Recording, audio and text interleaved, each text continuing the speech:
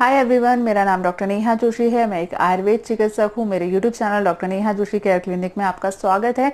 आज के वीडियो की जो शुरुआत है हम डायरेक्टली सवाल से कर रहे हैं। इंटरेस्टिंग सवाल है, पहले सवाल सुन लीजिए फिर मैं आपको टॉपिक बताती हूँ।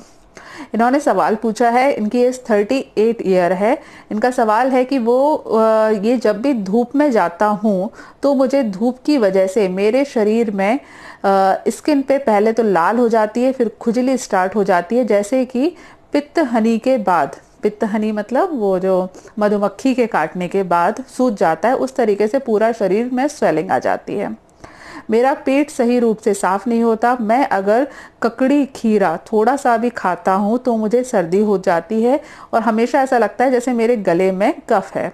मुझे कभी कभी महीने में कंटिन्यू 3-4 दिन तक नाइटफॉल हो जाता है, जिसकी वजह से कमजोरी महसूस होती है। इनकी हाइट 5.3 इंच है, 5 फुट 3 इंच है और वजन इनका 45 केजी है, जो कि काफ़ी कम है। इन्होंने डॉक्टर्स और नीम हकीम दोनों को दिखाया लेकिन कोई खास फायदा नहीं हुआ। बहुत परेशान है, मुझे अच्छी से अच्छी दवाई बताएं ताकि मैं जल्द से जल्द बिल्कुल ठीक हो जाऊं।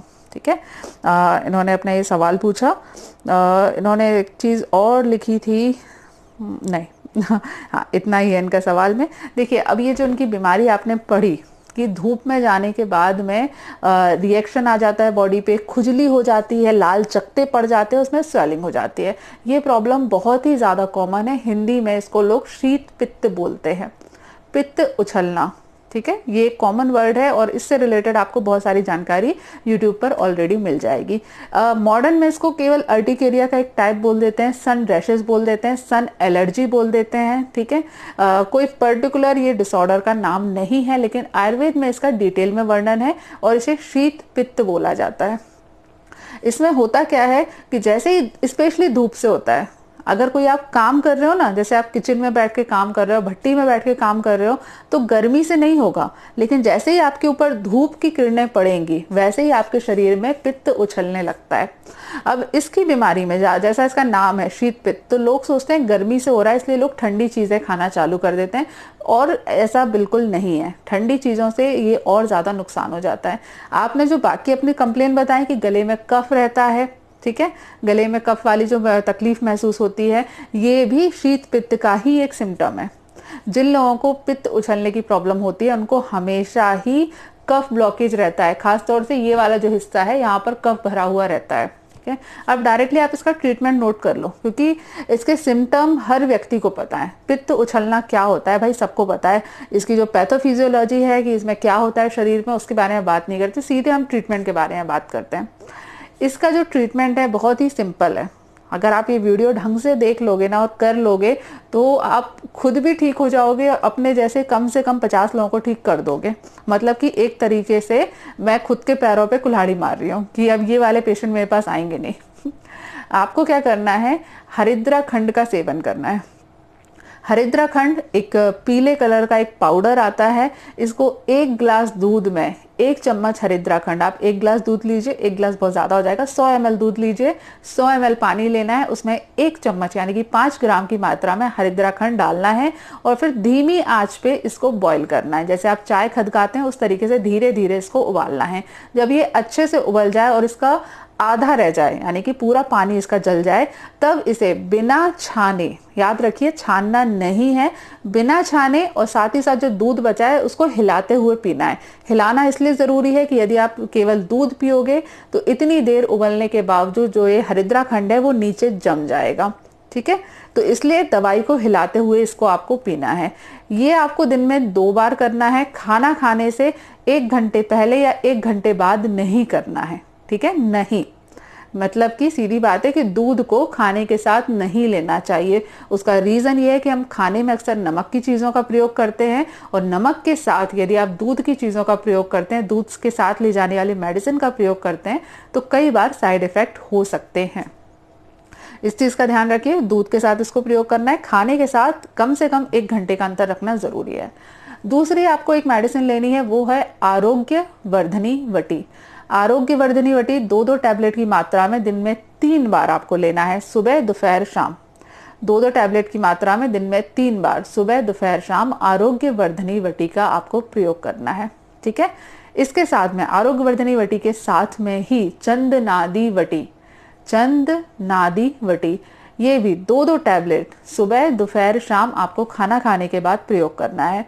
जिन लोगों को भी अर्टिकेरिया की प्रॉब्लम होती है, जिन लोगों को भी ये सन रैशेस की प्रॉब्लम होती है, उनके शरीर के अंदर पित्त काफी ज्यादा बढ़ा हुआ रहता है। इस पित्त को कम करने के लिए और साथ ही साथ बढ़े हुए पित्त को शरीर से बाहर निकालने के लिए आपको अविपत्तिकर चूर्ण का प्रयोग करना है। अविपत्तिकर चूर्ण आधे चम्मच की मात्रा में, यानी कि 3 ग्राम की मात्रा में सुबह सुबह खाली पेट आपको प्रयोग करना है। जैसे ही आप सुबह उठेंगे सबसे पहले आपको 3 ग्राम की मात्रा में अविपत्तिकर चूर्ण लेना है। अविपत्तिकर चूर्ण रूम टेम्परेचर के पानी के साथ लिया जाता है, ना ही गर्म ना ही ठंडा, ठीक है, इस चीज का ध्यान रखिए। इतनी ही मेडिसिन का प्रयोग करना है, कुछ आपको एक्स्ट्रा लेने की जरूरत नहीं पड़ेगी। ये पूरा कोर्स आपको कंटिन्यू 1 महीने तक लेना है, ठीक है। 1 मंथ लगातार आपको प्रयोग करना है। एक बार आपने 1 महीने का कोर्स पूरा कर लिया तो अगले कम से कम 1 साल तक आपको पित्त उछड़ने की प्रॉब्लम नहीं आएगी। अगर कभी आपको पित्त उछड़ने की प्रॉब्लम ज्यादा हो जाए या किसी भी कारण से आपको लग रहा है कि अभी आपको प्रॉब्लम ज्यादा है, तो अविपत्तिकर चूर्ण इसकी मात्रा बढ़ा दीजिए। जिसे मैंने कितना बोला है, 3 ग्राम, यानी कि आधी चम्मच की मात्रा में उसकी मात्रा को आप बढ़ा दीजिए, 1 चम्मच की मात्रा कर दीजिए, ठीक है। जब भी जिन लोगों को ये शीत पित्त की प्रॉब्लम होती है, एक चीज ध्यान रखिए, उनका मिर्ची खाना आपको छोड़ना पड़ेगा। किसी भी प्रकार की लाल हरी किसी भी प्रकार की मिर्ची आपको नहीं खानी है, ठीक है। तीखा खाने वाले लोगों को शीत पित्त की प्रॉब्लम ज्यादा होती है। दूसरी एक और बात है कि जब भी आपके शरीर में ठंडा गर्म होगा तब ऐसे लोगों को शीत पित्त की प्रॉब्लम ज्यादा होती है। मतलब कि आप एसी में काम कर रहे थे, अचानक से धूप में चले गए, तो ऐसी कंडीशन में शीत पित्त की प्रॉब्लम ज्यादा होती है, ठीक है। अगर आप कूलर के सामने हवा में बैठे हुए थे, एकदम से आप बाहर खेलने चले गए, तो ये वाली जो ठंडे गर्म की प्रॉब्लम होती है, बॉडी का टेम्परेचर सडनली चेंज होता है, उन लोगों में शीत पित्त की प्रॉब्लम ज्यादा होती है। इसीलिए कई बार ये जो ऑफिस के लोग होते हैं, जिनको ऑफिस में बैठे हैं फिर अचानक फील्ड वर्क के लिए बाहर जाना पड़ा, उन लोगों को कई बार ये प्रॉब्लम हो जाती है। तो ये छोटी छोटी सी टिप्स हैं, इनका ध्यान रखिए तो आपको ये प्रॉब्लम दोबारा नहीं होगी, ठीक है। चलो नेक्स्ट सवाल आगे बढ़ते हैं। अगला जो सवाल है, अगला एक्चुअली सवाल नहीं है, अगला मुझे तारीफ करनी है। इनका नाम लेके मैं बताऊंगी। ये हैं सतीश कुमार वर्मा जी, आयरलैंड से हैं। भारतीय ये काम नहीं करते, विदेशी ये काम अच्छा कर लेते हैं। इन्होंने क्या किया कि इन्होंने मेरे यूट्यूब चैनल को देख के इन्होंने लगातार अच्छे से ऑब्जर्व किया और एक पूरा नोट्स तैयार किए, पूरे के पूरे एक नोट्स तैयार किए, जिसमें उन्होंने किस कंडीशन में क्या लेना है, किस कंडीशन में क्या लेना है, इस तरीके से पूरे एक नोट्स तैयार किए। और मुझे ये देखकर बहुत अच्छा लगा, इसलिए मैंने स्पेशली इनका नाम मेंशन किया। और अब आप लोग सोच रहे होंगे कि यार हमें भी नोट्स दे दो, तो भाई किसी और ने मेहनत करी है, ठीक है। उन्होंने कई घंटे बैठकर मेरे वीडियोस देखे होंगे, ऑब्जर्व किया होगा, नोट्स बनाए होंगे कि किस कंडीशन में मैं अविपत्ति कर देती हूँ, किस कंडीशन में पंचसखार देती हूँ, किस कंडीशन में चित्रकारी वटी देती हूँ। तो लगातार बार बार उन्होंने जब मेरे वीडियोस देखे तो ऑब्जर्व करके उन्होंने नोट्स बनाए। तो मैं दिल से सबसे पहले तो आपका धन्यवाद देती हूँ कि मेरे वीडियोस देखने के लिए, और आपकी वजह से मैं ज़्यादा इंस्पायर होती हूँ। ऐसे जो मेरे सब्सक्राइबर हैं, ऐसे फॉलोअर्स हैं जो आयुर्वेद कुछ सीखते हैं, जिससे उनकी लाइफ स्टाइल में कुछ चेंज आता है, जिससे उनकी लाइफ स्टाइल थोड़ी सी और अच्छी हो जाती है। हम जैसे एलोपैथी का एक फर्स्ट एड बॉक्स बना के रखते हैं ना, जिसमें हम पैरासीटामोल, एक आध एंटीबायोटिक, एक आध एलर्जी की दवाई, एक आध ट्यूब, ये सब रखते हैं। वैसे ही मुझे लगता है घर में भी एक आयुर्वेद का फर्स्ट एड बॉक्स होना चाहिए, कि छोटी मोटी घर के अंदर जो प्रॉब्लम होती है उसको आप अपनी आयुर्वेदिक तरीके से, नेचुरल तरीके से ठीक कर सको। तो सतीश कुमार जी, आपका बहुत बहुत धन्यवाद, thank you so much notes बनाने के लिए। और आई जस्ट होप कि आयुर्वेद की सारे लाभ आपको मिले और जितनी भी मेडिसिन का आप प्रयोग करो आपको फायदा हो। प्लीज अपने तक ही रखिएगा, दूसरों को मत दीजिए, एटलीस्ट नोट्स मत दीजिए, ठीक है।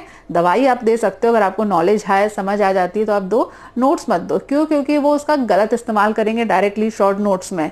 एक डिटेल में स्टडी करना एक अलग बात हो जाती है, और दूसरा सिंपल सी छोटी छोटी सी देख के उसको ट्रीटमेंट अप्लाई करना अलग बात हो जाती है। तो प्लीज इस चीज का ध्यान रखिएगा। चलो आज के लिए इतना ही, नेक्स्ट वीडियो में आपसे मुलाकात होगी, तब तक के लिए stay healthy and be happy, goodbye. आपसे रिक्वेस्ट है, प्लीज़ अपॉइंटमेंट बुक करने से पहले मेरे चैनल पर संबंधित रोग से जो वीडियो है उन्हें देख लीजिए। सर्च करने के लिए आप सर्च बार में डॉक्टर नेहा जोशी आगे अपनी बीमारी का नाम लिखकर सर्च कर सकते हैं। जैसे आप लिखना चाहते हैं डॉक्टर नेहा जोशी, उसके आगे एनीमिया ANEMIA, उसके बाद सर्च करिए तो एनीमिया से संबंधित वीडियोस ओपन हो जाएंगे। ठीक इसी तरीके से यदि आप पाइल्स के बारे में सर्च करना चाहते हैं तो doctor Neha Joshi piles search करिए, उसके बाद पाइल्स से संबंधित मेरे चैनल के वीडियो ओपन हो जाएंगे।